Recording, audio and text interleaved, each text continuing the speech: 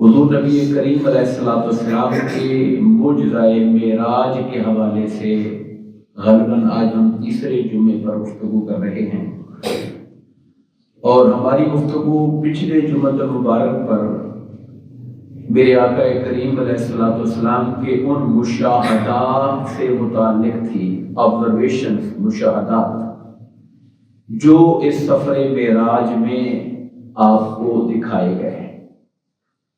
قرآن مجید یہ فرماتا ہے کہ انبیاء کرام کو اللہ تعالیٰ اپنی نشانیاں دکھاتا ہے، لِنُرِيَهُ مِنْ آیَاتِنَا الْكُبْرَى، تاکہ ہم انہیں اپنی بڑی بڑی نشانیاں دکھائیں۔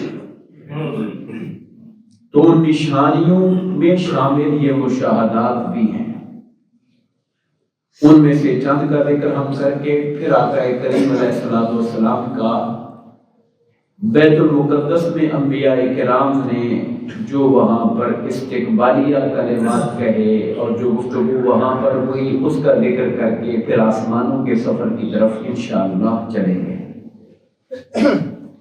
ان مشاہدات میں جو آپ نے کیے ان میں سے ہم نے کچھ کا ذکر پیچھے کیا تھا، اسی حدیث پاک کے تسلسل میں جسے امام بیہقی رحمۃ اللہ تعالی علیہ نے سنن میں ذکر کیا۔ آقا فرماتے ہیں کہ پھر میں ایک ایسے شخص کے پاس سے گزرا جس نے لکڑیوں کا ایک گٹھا جمع کیا ہوا تھا۔ وہ اس گٹھے کو اٹھا نہیں پا رہا تھا مگر اس میں اور لکڑیاں رکھ دیتا تھا، یعنی جو گٹھا اٹھانے کی طاقت پہلے سے نہیں ہے اس میں پھر اور جمع کرے جا رہا تھا۔ آقا فرماتے میں نے جبرائیل سے پوچھا کہ جبرائیل یہ کیا معاملہ ہے؟ تو انہوں نے کہا آقا یہ وہ شخص ہے جس کے پاس امانتیں تھیں لوگوں کی، پچھلی امانتوں کو تو ادا کر نہیں پا رہا تھا اور دیگر امانتیں اکٹھی کر رہا تھا۔ اب امانتوں سے مراد ہمارے ہاں عام طور پر صرف کوئی پیسہ یا چیز ہوتی ہے، لیکن یاد رکھیے امانت کا جو تصور ہے وہ ہر طرح کی ذمہ داری جو آپ لیتے ہیں۔ میں نے ذمہ داری لے لی کہ میں یہاں پر آپ کے سامنے گفتگو کروں گا، جمعہ کا خطبہ اور خطاب دیا کروں گا، اگر میں اس کا اہل نہیں تب بھی میں نے غلط امانت آپ سے لی اور امانت میں خیانت کر رہا، یا اگر میں آپ کو وقت نہیں دے سکتا ہوں تو تب بھی یہ ایک طرح کا ایسا بوجھ میں نے اٹھا لیا جس کو ادا کرنے کی طاقت میرے اندر نہیں ہے۔ اب یہ میں نے ایک مثال آپ کو اپنی بات سے دے دی، اسی طرح سے ہم چلے جائیں، مسجد کے انتظامیہ اور کمیٹی کے افراد ہوتے ہیں، اگر آپ مسجد کے امور کو صحیح طور پہ چلا نہیں سکتے تو آپ نے گویا اس امانت کو صحیح طور پہ ادا نہیں کیا۔ آپ اس سے باہر زندگی کے اندر چلے جائیں، ہمارے کچھ لوگ سیاسی نمائندے بن جاتے ہیں۔ ایک زمانہ تھا وارڈ کے ممبر ہوتے تھے، پھر کونسلیں ہو گئی، ناظم آ گئے، انسان کو شوق ہوتا ہے کہ یہ عہدہ میں لے لوں، مگر اس عہدے کی ذمہ داریاں پوری کرنے کی صلاحیت ہی نہیں۔ تو یہ سب وہ شوق ہیں کہ امانتیں اکٹھی ہو رہی ہیں، ان کو ادا کیا نہیں جا رہا اور دیگر امانتیں لینے کا شوق پیدا ہو گیا ہے۔ پھر آقا فرماتے میں آگے چلا، میں ایسی قوم کے پاس سے گزرا جن کی زبانیں اور ہونٹ معاذ اللہ استغفر اللہ آگ کے انگاروں سے کاٹے جا رہے تھے، اور جب ان کو کاٹ دیا جاتا وہ پھر پہلے کی طرح ہو جاتے، تھوڑی مہلت ہی نہیں ملتی تھی کہ پھر دوبارہ ان کو کاٹ دیا جاتا۔ میں نے پوچھا جبرائیل یہ کون ہے؟ کہا یہ آپ کی امت کے فتنہ پرور خطیب ہیں جن کی گفتگو اور باتوں سے لوگوں میں جھگڑے ہوتے تھے، جن کے بیانات لوگوں میں آگ لگاتے تھے، جہاں پر دیگر مختلف طرح کے مسالک کے نام پر، فرقوں کے نام پر اختلاف رائے کرنے والی ہر آواز کو دبانے کے لیے اور اس کے خلاف لوگوں کو صف آرا کرنے کے لیے ان کی تقریریں ہوتی تھیں۔ تو اس لیے ان کو سزا یہ مل رہی ہے کہ آج ان کی زبانوں اور ہونٹوں کو آگ کے انگاروں کے ساتھ جلایا کاٹا جا رہا ہے۔ پھر آقا فرماتے میں آگے چلا، میں نے ایک چھوٹے پتھر سے، ایک چھوٹے سے سوراخ سے بڑا بیل دیکھا کہ نکل رہا ہے، پتھر کا چھوٹا پتھر، چھوٹا سا سوراخ، اس میں سے بیل نکل رہا ہے، اور پھر وہ بیل واپس سوراخ میں داخل ہونا چاہتا ہے لیکن ہو نہیں پا رہا، نکل آتا ہے اس سوراخ میں سے، لیکن جب واپس داخل ہونا چاہتا ہے تو پھر اس میں سے وہ داخل نہیں ہو پا رہا۔ میں نے پوچھا کہ جبرائیل یہ کیا معاملہ ہے، یہ کس بات کی علامت ہے؟ اس کو ہم کہتے ہیں یہ سارے کے سارے میٹافوریکل ہو رہے تھے، ایک استعاراتی انداز میں ہو رہی تھی چیزیں۔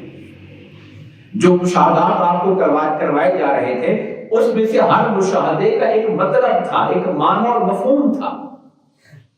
تو کہا یہ جو میں دیکھ رہا ہوں کہ چھوٹے پتھر سے سوراخ سے بیل نکلتا ہے اور پھر بیل واپس جانا چاہتا ہے سوراخ کے اندر، داخل نہیں ہو پا رہا، معاملہ کیا ہے؟ تو جبرائیل امین نے کہا کہ یہ وہ شخص ہے جو کوئی بڑی بری سخت قسم کی گندی بات منہ سے کہہ دیتا تھا اور پھر بعد میں چاہتا تھا کہ واپس لے لوں۔ اب منہ سے نکلی ہوئی بات واپس تو نہیں ہو سکتی۔ یعنی اس میں پیغام یہ دیا جا رہا ہے کہ انسان کو چاہیے کہ پہلے تولے پھر بولے۔ یہ جو ہماری زبان کا استعمال ہے کہ جو منہ میں آیا کہے جا رہے ہیں، جو منہ میں آیا کہے جا رہے ہیں، اس سے کسی کی پگڑی اچھل رہی ہے، کسی کی عزت دار ہو رہی ہے، کسی کا دل چھلنی ہو رہا ہے، کسی کو دکھائے جا رہے ہیں۔ پھر بعد میں بندہ کہتا ہے یار غلطی ہو گئی تھی، یار یہ نہیں کہنا چاہیے تھا، بھائی واپس لیتا ہوں۔ اب واپس کیا لیں گے آپ؟ کسی عرب شاعر نے کہا کہ جراحات السنان لہت تیام ولا ینتام ما جرح اللسان، نیزوں کے واروں کا تو کوئی نہ کوئی مداوع ہوتا ہے مگر زبان سے جو وار لگتا ہے اس کا مداوع بھی نہیں ہوتا۔ نیزوں کے لگے ہوئے وار سوکھ جاتے ہیں، نشان اس کا بھی رہ جاتا ہے، مگر انسان جو زبان سے چرکا اور زخم لگاتا ہے اس کو تو منتقل کرنے والی کوئی چیز نہیں ہوتی ہے۔ تو یہ آقا کو دکھایا گیا کہ اس شکل میں لوگ بات منہ سے کہہ دیتے ہیں پھر بعد میں اس پہ پچھتاتے ہیں۔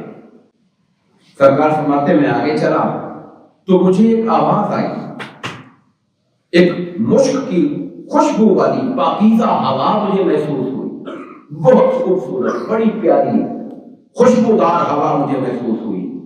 اور پھر وہاں سے آواز آ رہی تھی، میں نے پوچھا جبرائیل یہ مشک کی خوشبو اور ہوا کس چیز کی ہے؟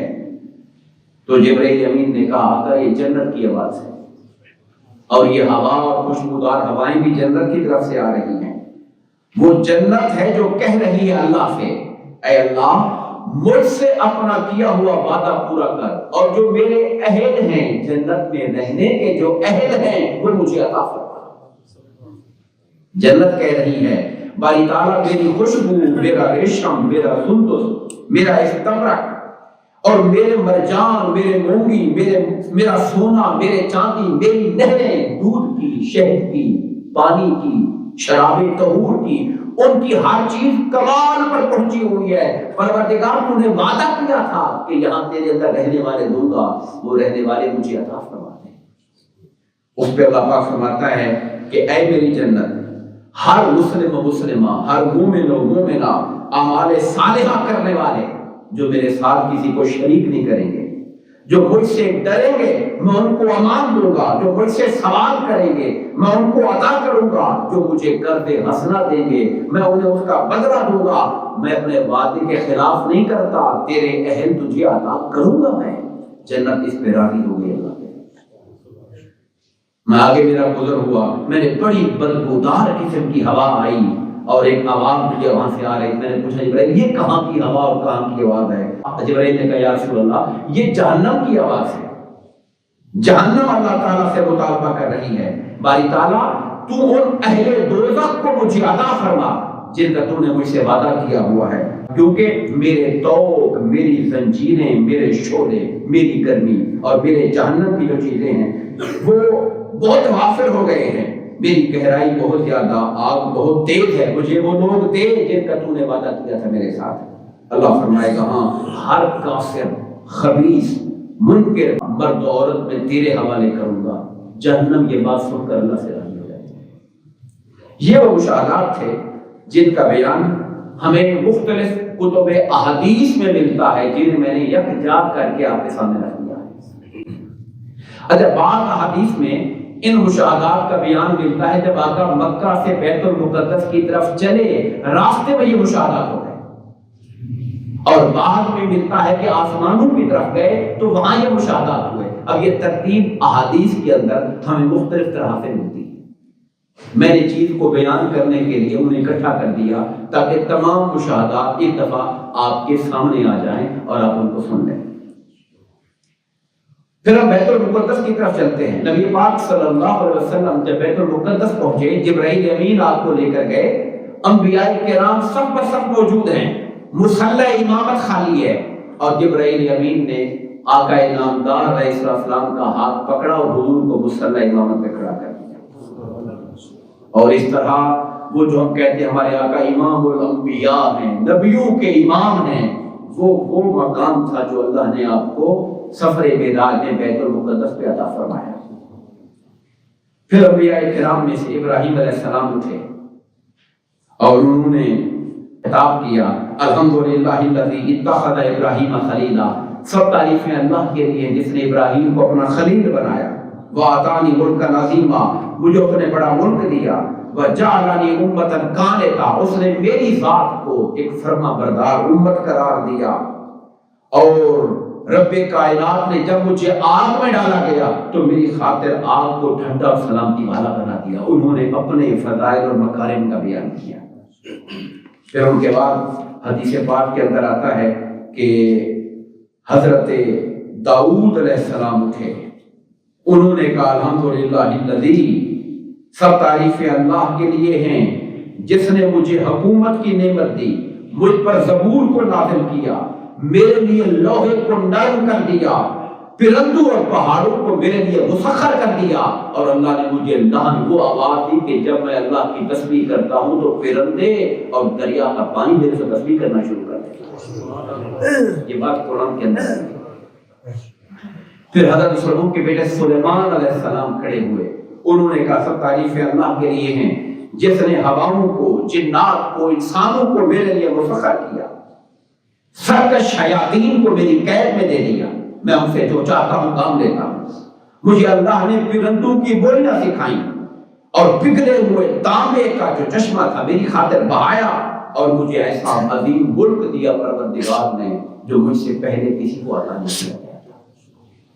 حضرت عیسیٰ علیہ السلام اٹھے اور انہوں نے اپنا خطبہ دیا اور کہا سب تعریفیں اللہ کے لیے ہیں جس نے مجھے تورات اور انجیل کی تعلیم دی، مجھے مادرزاد اندھوں اور برس والوں کو ہاتھ پھیر کر شفایاب کرنے کی نعمت عطا فرمائی مجھے، اور جس کے اذن سے میں مردوں کو زندہ کرتا ہوں، مجھے اس نے آسمانوں پر اٹھایا اور کافروں کے سے مجھے نجات دی۔ جب کافر مجھے صلیب دینا چاہتے تھے اس نے مجھے آسمانوں پہ اٹھا کر مجھے عزت دی، مجھے شیطان کے شر سے محفوظ رکھا، اور شیطان کا مجھ پر کوئی زور نہیں تھا۔ یہی وجہ ہے کہ جب دجال آئے گا تو اس کو ختم کرنے کے لیے اللہ کے حکم سے عیسیٰ علیہ السلام ہی آسمانوں سے اتریں گے۔ ان ساری گفتگو کے بعد ہمارے آقا کریم علیہ السلام تھے اور آقا نے فرمایا سب تعریفیں اللہ کے لیے ہیں۔ عربی کے الفاظ پڑھتا ہوں، الحمدللہ الذی ارسلنی رحمۃ للعالمین، سب تعریفیں اللہ کے لیے ہیں جس نے مجھے سب جہانوں کے لیے سراپا رحمت بنا کے بھیجا۔ سب تعریفیں اللہ کے لیے ہیں جس نے مجھے ساری انسانیت کے لیے بشارت دینے والا بشیر و نذیر بنا کے بھیجا ہے۔ سب تعریفیں اللہ کے لیے ہیں جس نے مجھ پر حق و باطل میں فرق کر دینے والی کتاب الفرقان نازل فرمائی ہے، جس میں ہر شے کا بیان ہے۔ اس نے میری امت کو، جو لوگوں کے لیے نکالی گئی امتیں، ان میں سب سے بہترین امت بنایا، میری امت کو امت وسط بنایا، عدل کی راہ پر چلنے والا بنایا۔ اور ساتھ ہی میرے آقا نے فرمایا کہ سب تعریفیں اللہ کے لیے ہیں جس نے مجھے میری خاطر پوری زمین کو مسجد بنا دیا اور زمین کو باقی، زمین کی مٹی کو باقی کا ذریعہ بنا دیا۔ پھر آقا فرماتے ہیں وہاں سے میرا سفر شروع ہوا، آسمانوں پر لے جایا گیا۔ میں اس تفصیل میں نہیں جاؤں گا، صرف ان انبیاء کا نام لیے دیتا ہوں جن کے پاس سے ہمارے آقا کریم علیہ السلام کا گزر ہوا۔ پہلے آسمان پہ حضرت آدم علیہ السلام، دوسرے آسمان پر حضرت یحییٰ اور حضرت عیسیٰ علیہ السلام دونوں موجود تھے، اور یہ دونوں آپس میں خالہ زاد بھائی ہیں، خالہ زاد بھائی ہیں دونوں، حضرت یحییٰ اور حضرت عیسیٰ علیہ السلام۔ फिर मैं तीसरे आसमान पर हजरत यूसुफ अलैहिस्सलाम, चौथे आसमान पर हजरत इदरीस अलैहिस्सलाम, पांचवें आसमान पर हजरत हारून अलैहिस्सलाम, छठे आसमान पर हजरत मूसा अलैहिस्सलाम और सातवें आसमान पर हजरत इब्राहिम अलैहिस्सलाम से मेरी मुलाकात हुई। हर एक के साथ सलाम और दुआ का तबादला हुआ। दुआओं अंबियाए किराम ने आका करीम को खुशामदीद कहा। और हजरत इब्राहिम अलैहिस्सलाम के हवाले से मैंने बात लिखी नहीं, मुझे याद आ गई। आका फरमाते, उन्होंने कहा कि अपनी उम्मत को मेरा सलाम देना, वालैका वालैका वाला इब्राहिम अलैहिस्सलातु वस्सलाम, इब्राहिम आप पर भी सलाम, जो कि उनका सलाम हम तक पहुंचा है। कहा अपनी उम्मत को मेरा सलाम देना और उनसे कहना कि जन्नत की मट्टी बड़ी सफेद है, तुम यहां दुनिया में जन्नत के अंदर अपने पौधे, अपने फल, अपने लिए नेमतें लगा के आओ। और वो क्या चीज है? वो अल्लाह की तस्बीहात है, वो सुभान अल्लाह है, वो अल्हम्दुलिल्लाह है, वो तकबीर है, वो ला हौला वला कुव्वता इल्ला बिल्लाह है, वो अल्लाह का जिक्र है। ये यहाँ करके आओगे तो जितना यहाँ करके आओगे उतना तुम्हारे लिए जन्नत के अंदर तुम्हारे बागात वहां पर लगेंगे और तुम्हारी रहने की जगह होगी। ये पैगाम है जो शब-ए मेराज हज़रत इब्राहीम अलैहिस्सलाम ने हुजूर के जरिए हम तक पहुंचाया है। हादिन अली वकार, फिर आका फरमाते हैं कि मैं सिदरतुल मुंतहा तक चढ़ाया गया, वहां तक पहुंचाया गया। सिदरतुल मुंतहा वो मकाम है, आप जानते हैं, जहां पर सातों आसमान खत्म हो जाते हैं और सातवें आसमान तक जो जगह है उसे हम कहते हैं आलम मकाम। उससे ऊपर जो जगह है उसे कहते हैं आलम ला मकाम। हमारे जो अब आप थोड़ा सा टाइम एंड स्पेस की थ्योरी को समझते हैं कि वक्त, टाइम और स्पेस, जगह। अब ये हम जगह है जहां बैठे हुए हैं, चांद जगह है, मरीख जगह है, आगे जो सैयारे हैं, आसमान है वो जगह है, सातों आसमान तक वो जगह है। मगर जब इससे ऊपर जाते हैं तो मकान, जगह खत्म हो जाती है, मगर फिर भी कुछ है जिसे ला मकान कहा जाता है। अब ये बात हमारे अकल में आए या ना आए, अभी हम उस मकाम तक शायद न पहुंचे हों, मगर ला मकान का जिक्र, जहां टाइम एंड स्पेस अपनी अहमियत खो बैठते हैं, तो वहां तक मुझे पहुंचाया गया। और फिर आका ने उसके बारे में थोड़ी वजाहत फरमाई। कहा वो जो जगह थी सिदरा, अरबी जुबान में सिदरा कहते हैं बेरी के दरख्त, बेरी का दरख्त। और अल मुंतहा बहुत ऊंचा, जहां तक निगाह जा रही है वो दरख्त है वहां पर। और फरमाया उसके जो फल थे वो ऐसे थे, आपने शहर का नाम दिया हजर, जैसे हजर के मटके हैं, वहां के मटके मशहूर होंगे, बड़े बड़े मटके। कहा ऐसे उसके फल थे जो लगे हुए थे बेर, और उसके पत्ते ऐसे थे जैसे हाथी के कान होते हैं। मुशाहदात है जो आका ने फरमाया, वो मैंने देखा। अच्छा, उस जो सिदरतुल मुंतहा है, उस मकाम को हमारे उलमा ये कहते हैं कि वो जगह है जो आलम मकान की आखिरी हद और आलम ला मकान की इब्तिदा है। वो एक बॉर्डर है जहां मकान खत्म हो रहा है, ला मकान शुरू हो रहा है। वहां से आका करीम अलैहिस्सलाम आका फरमाते हैं कि मेरे पास वहां पर 3 बर्तन लाए गए जिनके मुंह ढके हुए थे। एक बर्तन का मैंने पर्दा उठाया, उसमें पानी था, मैंने थोड़ा पानी पी लिया। एक और बर्तन पेश किया गया, उसमें दूध था, मैंने उसको सैर होकर पिया, पेट भर के मैंने पिया। फिर एक और बर्तन लाया गया जिसमें शराब थी, मैंने कहा कि मैं सैर हो चुका हूं, मैं नहीं पीना चाहता। तो आपसे कहा गया, आपने ठीक किया, आपकी उम्मत पर अनकरीब शराब हराम कर दी जाएगी। अगर बिलफर्ज आप ये पी लेते तो इस गुर्बत के हुक्म पर अमल करने वाले लोग बड़े कम। तो सरकार ने दूध को कहा गया कि आपने फितरत को पा लिया, दूध फितरत है और फितरत इस्लाम है, आपने फितरत को इख्तियार किया। अल्लाह आपकी उम्मत को इसी फितरत पर ही कायम रखने की तौफीक दे।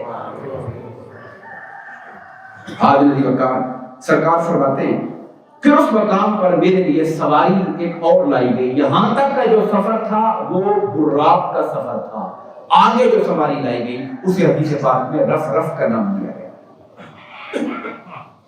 अब उस सवारी की कैफियत बयान नहीं की गई।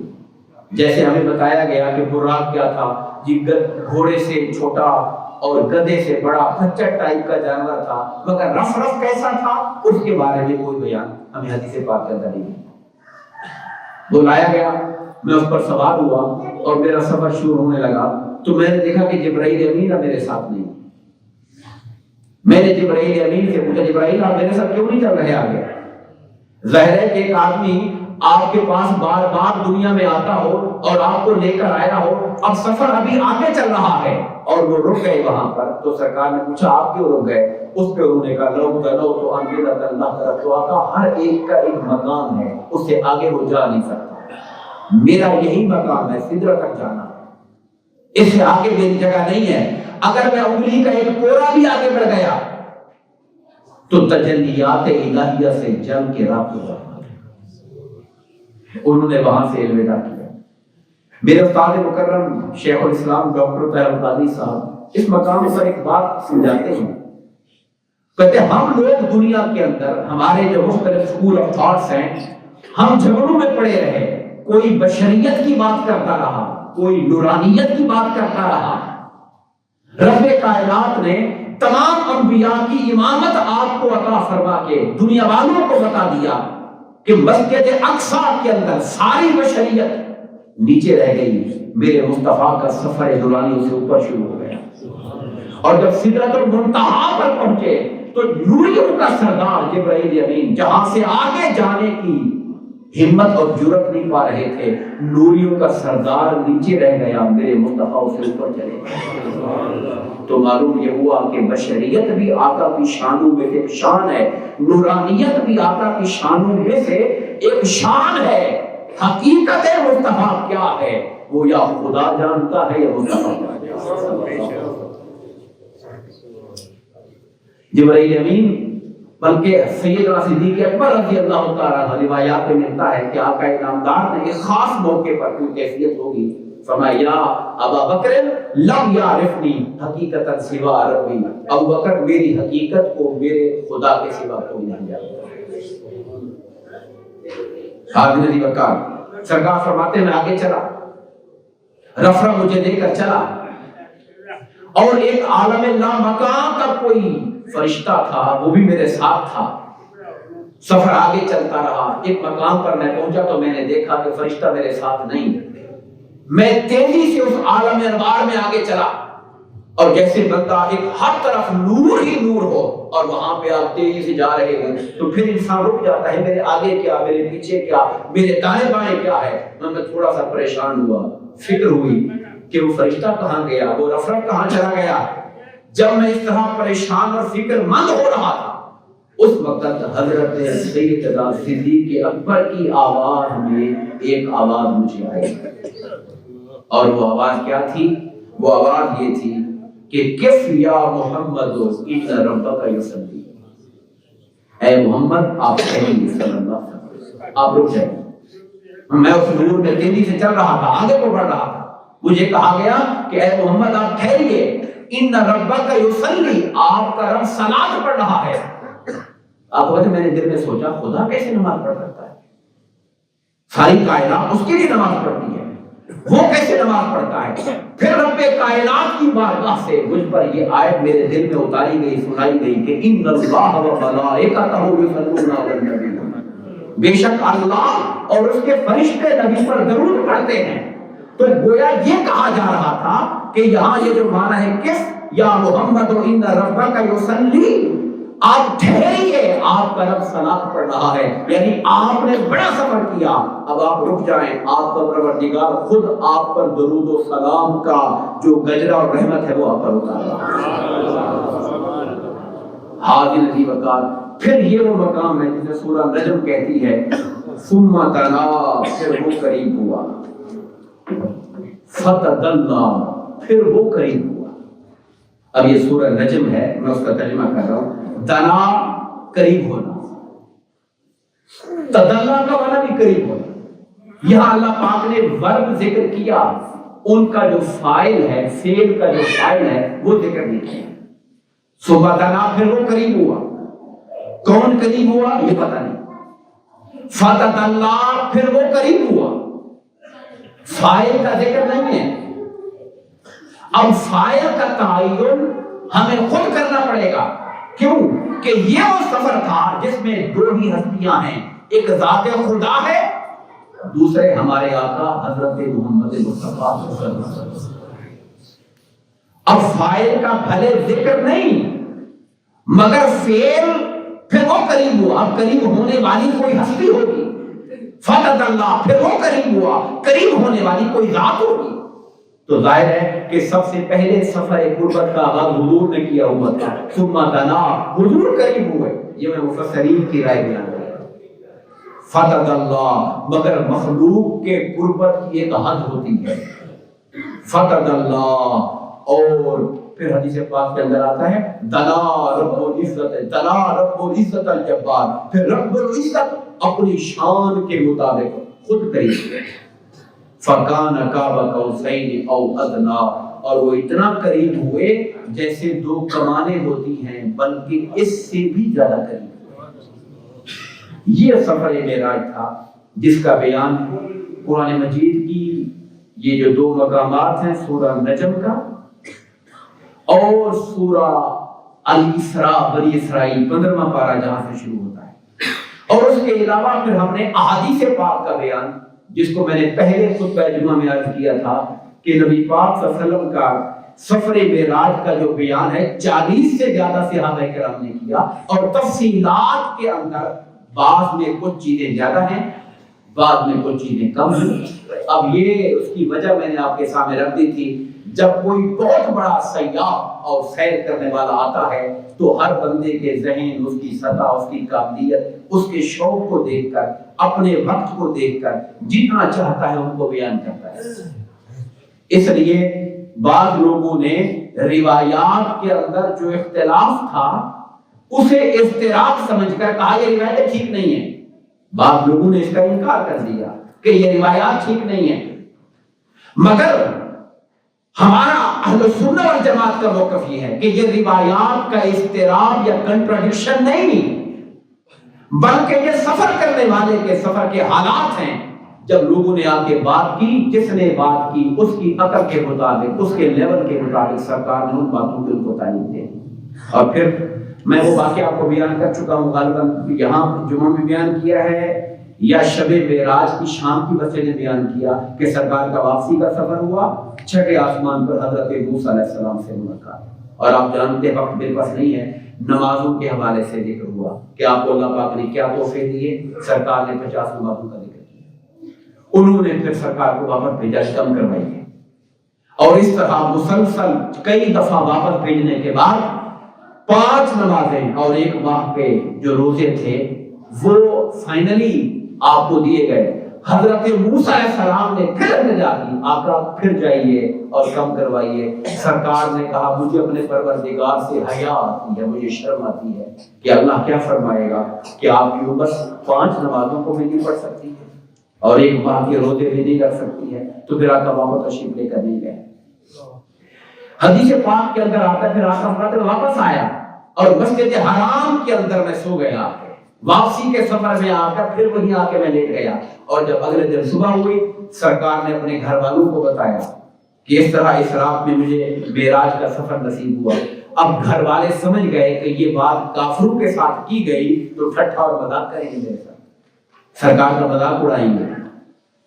انہوں نے منع کیا کہ آپ یہ کفار کے سامنے بیان نہ کیجیے گا، مگر یہ تو اللہ پاک کی طرف سے سرکار کو ایک خاص عطا تھی، معجزہ تھا، سرکار نے کفار کے مجمع کے سامنے بیان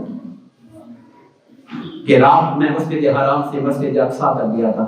آسمانوں والی بات تو تک نہ کی، مگر جو قرآن کی آیت اتری ہوئی تھی سبحان الذی اسری بعبدہ لیلا من المسجد الحرام الى المسجد الاقصی، کافروں کے تو باتوں کے لیے منہ کھلوانے کے لیے اتنی بات ہی کافی تھی کہ میں رات کو مسجد حرام سے مسجد اقصی تک گیا، اس پر شور پڑ گیا۔ کئی باتیں ہم پہلے کر چکے ہیں، صدیق اکبر رضی اللہ عنہ ہوگی کہ ان کو تصدیق کی وجہ سے صدیقیت کا لقب ملا۔ میں یہاں پر ایک اور واقعہ کوٹ کروں گا، ان میں سے بعض نے کہا کہ اگر آپ مسجد اقصی گئے ہیں تو پھر آپ میں بتائیے مسجد اقصی کیسی ہے، اس کے دروازے کتنے ہیں، اس کے پلر کتنے ہیں، اس کے شیٹین کتنے ہیں، اس کی ونڈوز کتنی ہیں۔ اب سرکار فرماتے میرے دل میں اضطراب آ گیا کہ میں نے تو ان چیزوں کو نوٹ نہیں کیا، اب ہر جانے والا کسی بلڈنگ میں جا کر کے ساری باتیں گننا شروع کر دیتا ہے کہ پنکھے کتنے لگے ہوئے ہیں یہاں پہ. آپ کو یہاں جمعہ پڑھتے ہوئے سال ہو گئے ہیں, کبھی آپ نے گنے, آج پوچھے پنکھے کتنے ہیں, سب بندے جواب نہیں دے سکے کیونکہ آپ اس پہ کبھی نوٹ کبھی غور نہیں کیا. تو میرے دل میں اضطراب پیدا ہوا, میں خاموش ہو گیا. اب کفار کو بات کرنے کا موقع مل جاتا, چند لمحوں کے لیے اضطراب ہوا. میں رب کائنات نے مسجد اقصی کے سامنے سے سب پردے اٹھا دیے, مسجد اقصی میں نگاہوں کے سامنے کر دی, اور جو مجھ سے پوچھتے کہ میں دیکھ کے بدلتے رہا. اس کے بعد پھر انہوں نے کہا کہ ہمارے کچھ قافلے ہیں جو مسجد اقصی کی طرف, شام کی طرف تجارت کے لیے گئے ہوئے ہیں, انہوں نے واپسی آنا تھا. آپ بتائیے اگر آپ ادھر گئے ہیں تو آپ کی ان سے ملاقات ہوئی ہوگی, پھر آپ بتائیے کہ وہ کب تک واپس آئیں گے. سرکار نے کہا ہاں ایک قافلہ مجھے فلاں روحا کے مقام پر ملا تھا, میں نے انہیں السلام علیکم کہا, انہوں نے پوچھا, انہوں نے آپس میں کہا کہ یہ تو محمد کی آواز لگتی ہے, آئیں تو پوچھ لینا ان سے. تو کہتے ہمارے قافلے گئے ہوئے ہیں تو ان سے پوچھ لینا. ایک اور قافلے کے پاس سے میں گزرا, دوسرا قافلہ تمہارا, جب میرا براق وہاں سے گزرا, اس براق کی ہیبت سے ان کا اونٹ جو تھا وہ جسے کہتے ہیں نا سواری جانور تھوڑا سا اکھڑ جاتا ہے, ان کا اونٹ اکھڑ گیا اور اس نے اپنی سواری کو گرا دیا. وہ آئیں تو ان سے پوچھ لینا. کہا کہ واپس کب آئیں گے. سرکار نے کہا ایک صبح طلوع آفتاب کے ٹائم آ جائے گا, ایک دوپہر تک پہنچے گا اور دوسرا شام تک پہنچے گا. اب کفار بیٹھ گئے, نگاہیں لگائی انہیں سورج پر. جس کو آقا نے کہا تھا صبح آ جائے گا وہ بھی آ گیا, جس کو دوپہر کہا تھا وہ بھی آ گیا, جس کے کہا تھا غروب آفتاب کے ٹائم آئے گا اس قافلے کے ساتھ کوئی مسئلہ پیش آ گیا اور وہ اپنے وقت سے تاخیر کر رہا تھا, نہیں پہنچ پا رہا تھا. ادھر میرے آقا کی زبان سے ادا ہو چکا تھا کہ وہ جو پہلے والا کیلکولیٹڈ ٹائم تھا, اگر حادثہ پیش نہ آتا تو اس ٹائم پہنچ جاتا. اب حادثہ پیش آ گیا اور سرکار کی بات کو کفار نے تو ماننا نہیں تھا کہ حادثہ پیش آ گیا, اور بعض اللہ آپ کو جھوٹا کہتے, اور رب کی رحمت کو گوارا نہیں تھا کہ کوئی حبیب پر انگلی بھی اٹھا سکے. رب کائنات نے سورج کو حکم دیا, سورج تمہیں ڈوبنے کی اجازت نہیں ہے جب تک میرے مصطفیٰ کا بیان پورا نہ ہو جائے.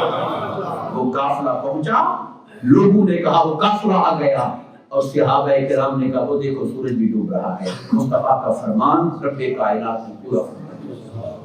حاضر نظیر, یہ عاجلانہ مختصر سا طالب علمانہ بیان تھا جو میں نے معراج پاک کے حوالے سے چاہا کہ پوری ترتیب کے ساتھ آپ کے ساتھ رکھا جائے. دعا ہے کہ رب العزت میرے اس بیان کو آپ کے سننے کو اپنی بارگاہ میں قبول فرمائے, اور ہم سب کو ہمارے آقا کریم علیہ الصلوۃ والسلام کی محبت اور ادب سے مالا مال فرمائے. آمین. وما علینا الا البلاغ.